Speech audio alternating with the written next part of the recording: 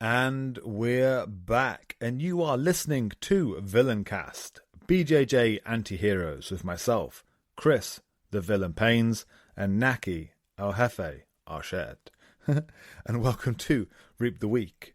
But first, a quick thank you to our members at In Theory BJJ Concept Driven Jiu-Jitsu for fight commentary, technique and concept videos, private coaching, monthly webinars, and Q&A sessions. Please visit www.patreon.com/intheorybjj. What happened there? You nearly lost it. I laughed a little bit. But the rest of it was buttery. If I had to describe it in some way, it'll be buttery. How are you? You've not been well. Yeah, it happens, doesn't it? It's just a little bit of a bug. A little bit of a bug. Yeah, it does happen, but... it says up 0% on your side. Are you uploading all right? It says 20% on mine. Ah, cool. It's and 92%. I think it's just been pedantic recently. Yeah, it's not been the same. I know we haven't seen each other in a couple of weeks because you went down on Thursday and I was away with the kids. So yeah, it's just yeah. I'm sure we'll see each other soon. Of course. Man, it sucks. Like, especially when you've had injury or illness, it sucks being off the mats. Agreed. Especially after having so long on them. Like, you know, I've got this shoulder injury right now, and it's just getting me down. Like, you just want to. I was talking to our mutual friend, Mr. David, at the weekend. He said he's had a few months out. He's probably rolled about 4 times in the past 5 months. And he said he hates it. Just like you're coming in teaching, and you can't roll. And you're just like, I just want to get on the mats. Yeah, bad feeling that is. It is, isn't it? You haven't had a big, debilitating injury take you out of it yet, have you? Like nothing horrendous. Nothing horrendous, but there are stuff that has kept me out where it's frustrating to teach and can't train, like, you know what I mean? Yeah. It's yeah, but it's not like it's not like you've been out for like I don't think I've ever seen you out for more than like a few weeks. Like you haven't been out for like a month or two. No. Like no, that hasn't afflicted you yet. Like, even if I do, I tape it up and come in. Yeah, that's the thing. Like, you know, I still keep on coming when I can, but it just makes you sad when you're just looking at the mats and want to be on there. Which actually, I was talking about this today. Is that I was talking to Arch about one of our other members recently posted this idea. You know, he's kind of taken a sabbatical from training, and he said that sometimes you have to realize when something's just a hobby. And I was like, I wouldn't agree that jiu-jitsu is a hobby. Yeah, I'm on the same page as you on that one. As in, like, it's a social, especially ours, I consider it a social club with a jiu-jitsu problem. As in, you rock up because you want to see your friends. And so, like, the times I've ever got disheartened of jiu-jitsu or anything like that, I don't go because, I get sad and, about jiu-jitsu and everything. And, you feel you hit those plateaus, etc., etc. But the times I kind of drag my way out of it is when I realize, actually, all my friends are there. Like, I want to go to the social club. I just want to see my friends and play a game with them if I can. And when you sit in that capacity, it's like, oh, okay, like, there's no reason to not go jiu-jitsu. And when someone leaves, I think that's what makes it hurt more. It's not necessarily you losing a student or someone like that.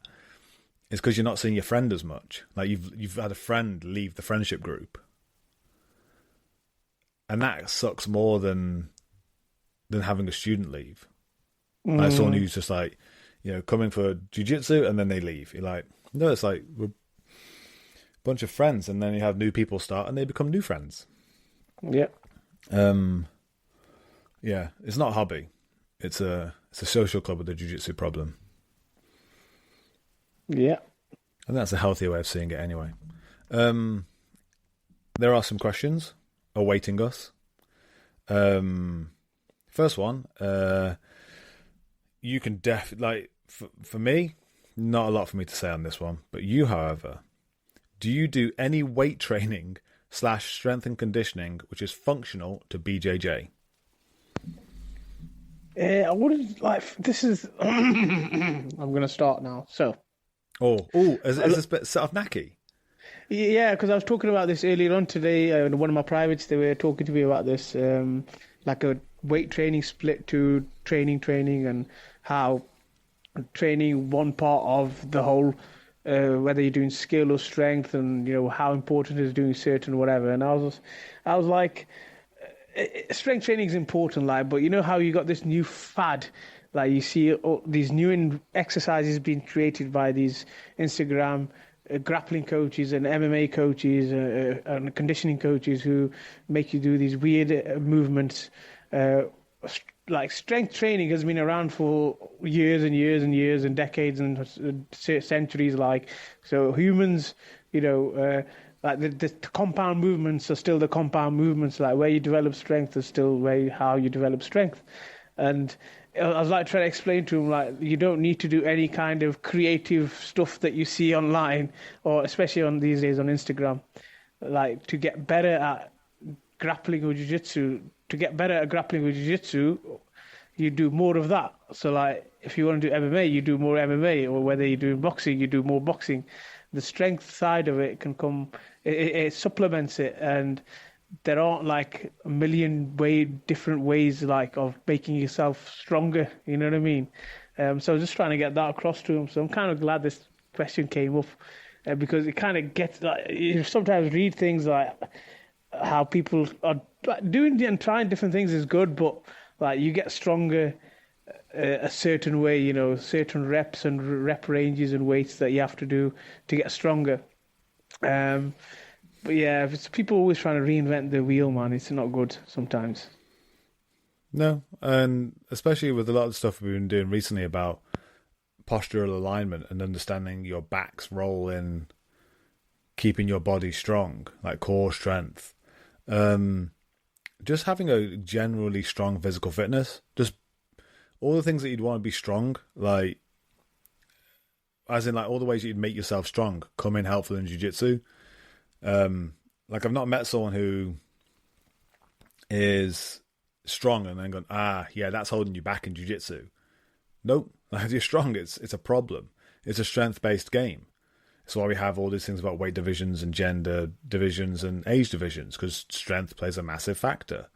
And like being able to have that like just overall body strength, like there's nothing really that I'd say that doesn't come in handy. Although for body tension and awareness and balance, I'd always say that gymnasts have always been the best that we've had on the mats. That you go, yeah, you're a problem. Yeah, 100% agreed. I felt a big difference in that for myself is because I do the rings once a week, and since I'd started doing them, which has been about a year, I have felt the change in how I transfer like strength and balance through my body. You know what I mean? Like alongside the whole fundamental postures and all that stuff we've been doing, but the rings really help align your body like properly. Really good. Like that's my own personal feedback for myself after doing a little bit. I'm not saying I'm an expert or anything, but just something. I bought some rings, and in fact Roman recommended them, and just tried, messing around with them and just looking at some YouTube tutorials and stuff. And yeah, man, shit works. Mm-hmm. Yeah. Yeah, like body tension and balance. And it's the fucking hardest thing I've ever had to do, mate. I'll tell you that. I mean, like, when we used to do more of the gymnastics, not necessarily the more the agility stuff, but even then that helps, like having that kind of body awareness does come in handy.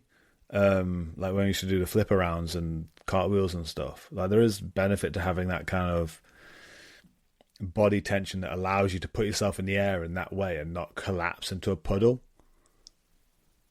But just like I said, like having a generally strong fitness, and your body kind of adapts in jiu-jitsu anyway. As long as you're strong and you maybe do a bit of sprint work or stuff like that, like, not just steady state cardio. But I've had people come in all the time saying, how do you get fitter for this? I'm like, you just have to do this. Just spend more time on the mats.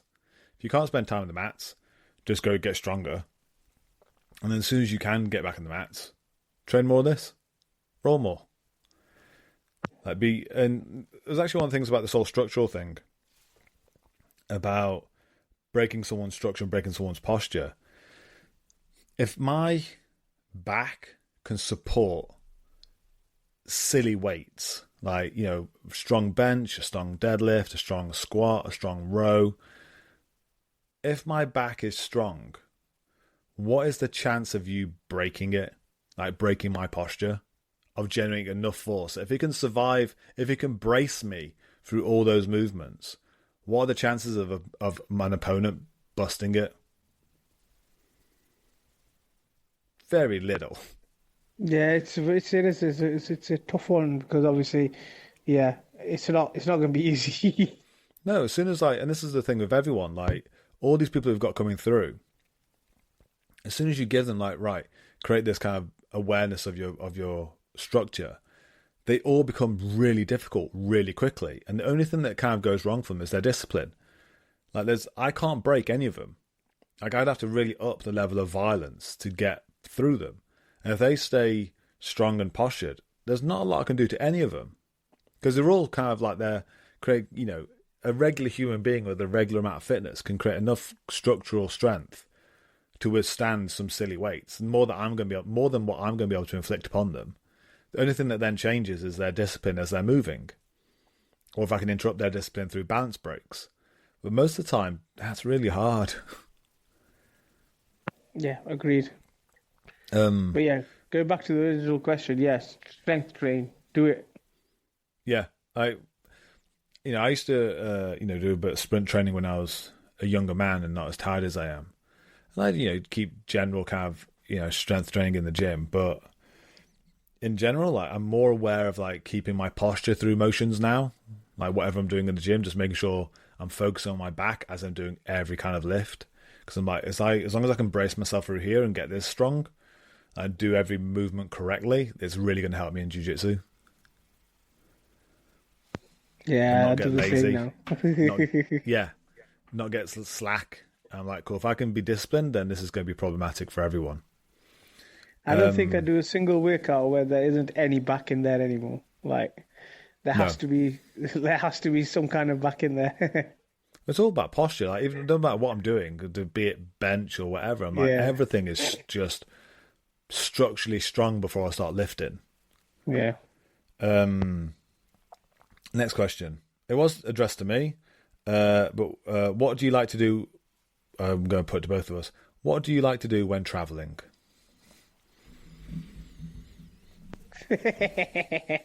Knack, no. I've just realised when you started laughing at that, I was like, knack, no. Well, I just like doing jiu-jitsu, that's all. Really? Really knack. So we didn't end up wandering through the Massachusetts woods. Oh yeah, in the dark. Faces on trees. So, this story. We were at Fanatics recording, and to kind of blow off steam and have try and get out of our heads a little bit, we'd bought some legal, we bought some chocolate. Legal edibles. Chocolate. We didn't know what was inside it. Well, they told us. The unfortunate thing that was, she told us each one of these squares is X amount. Don't have more than a row. Unfortunately, Knobhead here decided to broke off a row and put it down, and then was dicking around, broke off another row, ate it, and then we're looking for the original row and was like, where's that gone? And realised that I didn't put it down. I'd eaten that as well. So I had twice of what this assistant in the shop said don't do. You then decided to join me on this mystical adventure. So we'd had an awful lot of THC at this point. And then we got the munchies, and we ended up wandering into the woods looking for we forgot our counterpart. We forgot. Oh no, I haven't forgotten Charles. I wasn't going to throw his name in it, but fuck it. He's not here to defend himself. So, yeah. And then he ended up walking pretty much he does some sort of shamanistic, like, force field to walk across a freeway in the middle of the dark, and then go stand next to a lake. I thought he was gonna die. I did, and he was like, "Follow me." I'm like, "We're not like you. Well, we'll die if we try this." He goes, "No, it's safe." Like, no, it doesn't look it. And then he just stood like it was a fucking episode of Blair Witch next to the lake, just staring at it in the middle of the Massachusetts woods. Near Salem. Literally near Salem. If someone filmed us like leaving the hotel and ended up where we ended up, like the whole episode, mate, they'd think that something's wrong with these guys. Like, what are they doing? We have to walk 3 miles down the road to go to a shop. And then they're jumping up. We were in the middle. Thing is, we went walking through that kind of housing estate, didn't we? We looked shady as fuck because we went through that housing estate, then appeared on the freeway, like the main kind of arterial route. And those cars like honking as they went past us because we were just like, it's like that episode of The Simpsons where like they think there's an alien who just turns out to be Mr. Burns, who like has ether and stuff and just like wanders through the woods. That was us. We just appeared at this Walmart, got loads of chocolate, and then tried to find our way back to the hotel. We were super high. Yeah, mad day. Yeah, so that's one thing that happens when we're traveling. We will partake in local produce. Yeah, they don't tell us what's inside. They just say, "Look, it's chocolate, boys. Have some chocolate." Yeah, enjoy. Well, no, I'm sure they tell us, and we're like, where? Like, you don't have to talk to us in your hippie mumbo jumbo. Like, we'll figure our way out. Hey, packaging. Hey, who looks at the numbers? Trial and error. Let's go. Who looks at all these numbers? It's all. We don't know our tolerances. You can just leave us be. We'll figure it out. So that's one thing. What else do we enjoy traveling? Checking into terrible accommodation. That's always a favourite pastime of mine. Where have I been recently? Oh, yeah, like, ended up waking up in a monastery this year. Walking, we walk a lot, don't we, when we travel? We walk a lot. We do walk a lot. Oh, mate, I'm never, ever going to forget that walk we fucking did in New York. Fuck me. Dude, across... No, Washington. The 3 days we spent we were in Boston, then New York, then Washington over the space of about 3 days. I made you walk over... It was, I think, like 56 miles. With our backpacks? Dude. We walked... Yeah, that was like 56 miles in 3 days across those 3 cities. And like, especially considering didn't we get the Greyhound bus from New York to Washington overnight? Yeah. So we didn't get 5 a good hours. night's sleep either. 9, I'm pretty sure it was. Yeah, some shit like that. Yeah, because I think we got there. We stopped off in Delaware for ages, didn't we? Yeah. In Wilmington. Yeah, so we get to Washington DC at like, what was it, like 6:30 in the morning? There's rats everywhere. Yeah. And then we just walked the rest of the day until your flight, I think it was. But I think it was something like 56 miles in 3 days. I think I tallied it up and I was like, sorry. Yeah, that was... I do enjoy, like, you see more when you slow down. Like, instead of... The thing is, as well, like, I think it's not as bad when you're in the bigger cities that you can walk more, but especially you notice it when you're out of the bigger cities and you're in the towns and they're just so disconnected compared to like UK towns or European towns, where it's all... There's no kind of centre like you have over here. It's all like shopping precincts. Yeah. I get you.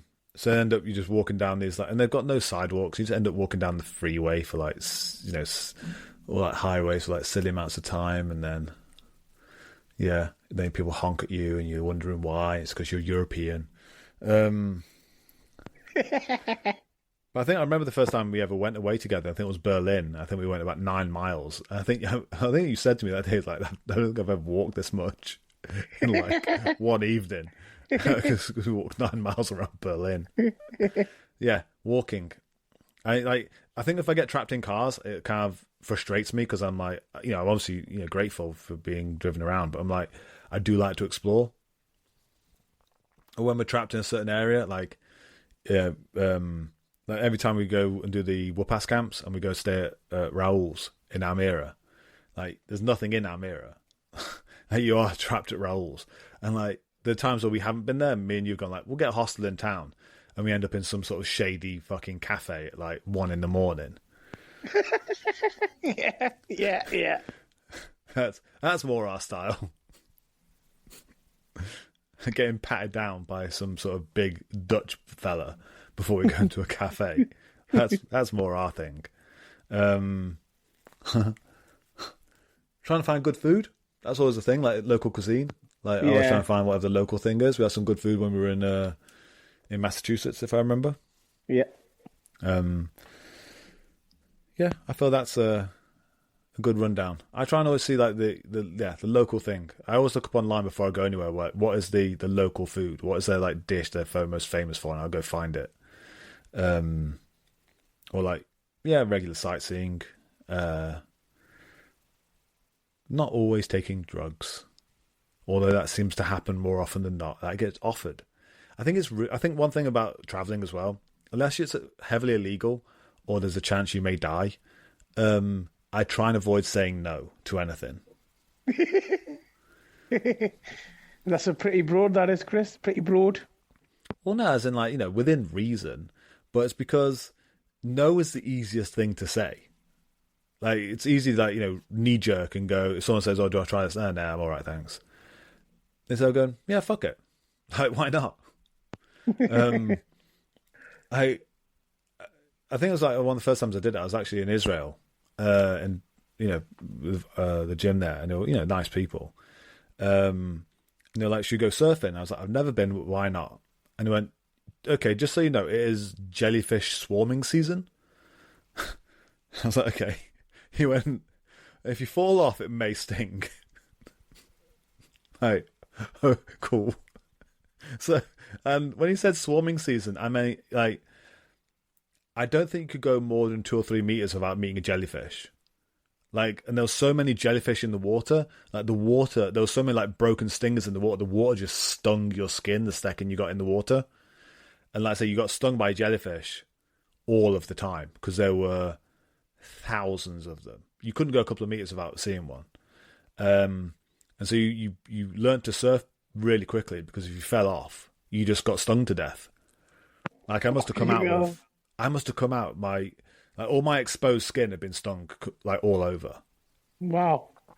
Yeah, and so maybe stuff like that when you say, oh, I'm just not going to say no to stuff. Maybe it just can't bite you on the ass every now and then. But yeah, being able to come back with experiences like that, I think that's important in traveling, not just doing the seminars. Like, if I just rocked up to a seminar, did my job, and like left, like, but then meeting the people, like, we've had such great times meeting people at these places, like going out for food with people, and you have such common ground wherever you go because you all do jiu-jitsu. Yeah, meeting people is a major one, definitely. Yeah, it's a really great vehicle for seeing the world. Meeting people, trying the local food, doing the local thing, especially when you've got people in the area and they say, oh, you need to come see this. Like, that's always dead interesting. Like, what's cool? Because then locals are always going to know. Like, I was in, although he didn't know it, I was in Colorado earlier on this year and there was like these underground hot springs. It was like going into the hottest sauna I've ever been in. Like, you couldn't go into the water easily because it felt like fire. But again, do the local thing. Let's go some underground hot spring caves. Get toasted. That's sick, that is. It was pretty cool, actually. I was like, it's probably one of my highlights. Next question. Oh, actually, that was actually something that came up on podcast. Asked if I'm coming to Argentina. I'm like, now I am. Ooh, South America. I know. I've never been South America. Like, you'd think Brazil would be the hot spot to go for, but no, man. Like, Argentina sounds interesting. So, like, that's pretty much how I'm working, and I imagine you will be eventually. Is like I'm going to the States next year for almost like 3-4 weeks. Just going out and, like, if people want me to come visit, just like hit me up and I will make my way to you. be it Canada or anywhere in the US and anywhere else in the world. Just let me know. I will come. Send me location. And Naki's the same. You send him location. We'll both be there. And just hide your drugs. Always tell us what's in there. Next question. Are you guys starting to figure out how to counter the tripod and the unrelenting pressure on the guard? Nope. Simple enough. That's it. Yeah, it's you got to be very, very, very active and energetic on the bottom if you want to make any kind of off balance. You get knackered, man, trying to move it. Dude, I was asked this question yesterday, and I even said, like, they're like, what do we do against it? I'm like, don't be there. Like, get out as early as possible. Like, the lot more they can solidify their position, the harder it fucking gets. Like, and that's the thing about the whole, now that podcast is out there about the Preet seminar, is like, Preet's not wrong, is he's doing structure, but he's doing structure versus technique, and technique loses against structure. Like, you need to break structure and posture for technique to work most of the time. And I think that's the thing, is that when people are becoming more and more disciplined with their balance and their structure, it just gets harder to break it, and you need them to be undisciplined and then capitalize on that lack of discipline moment or unbalance them. And those moments just get fewer and fewer between. And that's the problem. So the only count we've got is that. It's just fucking look for those gaps, those lapses in integrity, then just fucking never let them have it back. Yeah. Like, your timing has to be so right on the bottom if you want to make something happen, and timing, explosion, or else this is going to fucking cook you, man. Yeah, exactly. And like, I mean, I've just had Craig come back. He's had a 3-year hiatus from Jiu-Jitsu, essentially. And, it's a blue belt he got his blue belt just before he left. Now he's, had this bit of a hiatus, but now he's come back. Well, after 2.5 years away. And just introducing him to the structure and the idea of balance and shadow and weight. Within a couple of weeks, I already can't move him. And like, I'm trying to, because he's got a bit of an injury he's done to himself. I'm doing my best to not use too much strength or violence. I'm trying to use black belt magic, and my black belt magic ain't working. And that's how easy it is to break this whole system. It's like, this guy's had all these years off, and all of a sudden I'm like, fuck, I don't know what to do against it. Yeah, it's good shit, man. It's good shit. I'm like, I even said to him, like, I don't want to hurt you, but I might have to choose violence to like overcome this structure you're using. And even then, I'm probably going to expose myself more by using violence. You and I both know that against the normal blue belt, we can kind of use just wizardry to mess them up. That's gone. Yeah, we got to fucking break that structure first. Fuck's sake. Yeah, it's all a structure break. But again, that's, when I had Arch earlier, just smushing my head into the floor. I even said to him, if this was a regular jiu-jitsu school and this mattered, I'd be sad right now, because I'm going to be sad about my black belt, because I'm currently getting my head kicked in by a fresh blue belt. But no, it's just me playing a game with my friend, and I'm happy to see my friend doing really well. If that means my life sucks for the time being, then so be it. It's like, cool. My friend's doing really well. Smash. I can't use my legs currently.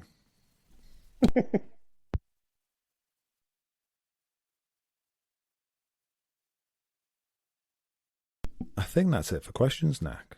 You have anything to add? I know you've been away, and like how you've been feeling, like being out of the jiu-jitsu loop for a couple of weeks. Well, I haven't been training, but basically, I did get to watch some fight footage, MMA, and grappling. Watch the Polaris and stuff, and it's quite good, man. It's standard of jiu-jitsu is getting better everywhere. I think people are really like the game in the MMA. Sorry, in jiu-jitsu is now getting I think a lot of people took on this training method, these kind of training methods now, where you could see it a little bit when some of these guys are fighting or having their match. And some really entertaining matches as well, like a lot of back and forth. Not many stalled out matches. So I'm really looking forward to the future of jiu-jitsu now in UK. It's getting quite good. I haven't had a chance to watch Polaris yet, but I did 8 breakdowns of CJI, which I'm uploading to In Theory. And dude, like the amount of stuff on there, like consistency of stance and stuff like that, I'm like, damn, oh my god, it's all there. Yeah. I'll have to go through it with you, but it's really like, holy shit. Yeah, CGI, mate, like amazing. Some of the guys on there, I was like, yeah, there's a lot of stuff you can talk about here. Oh god, like it took me ages. I only did 8 breakdowns. But yeah, a lot of the postural stuff, stance work, I'm like the hand fighting, I'm like the distance covering, I'm like, fucking hell. It's all there. It's all amazing. No, 100%. Yeah. I'm about to upload onto In Theory, but it's been really interesting. Anyway, thank you for coming back onto this podcast. It has been too long. No problem. Yeah, I think I did a solo one when I was in Ireland, and then we just released the Rob, Preet, and myself one. How good did that sound? Yeah, the audio on that was slick. Dude, considering that was in the middle of a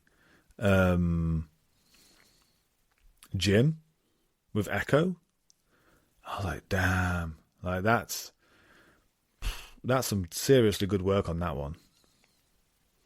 Yeah, you got if the I do tools say so now. myself. Oh yeah, considering like I'll have to put it up one day, like how our old audio used to sound compared to what it is at now. It's night and day. Big difference. Anyway, it'll be good to see you back on the mats again. Hopefully I can train a little bit in the gi because it does help with my shoulder.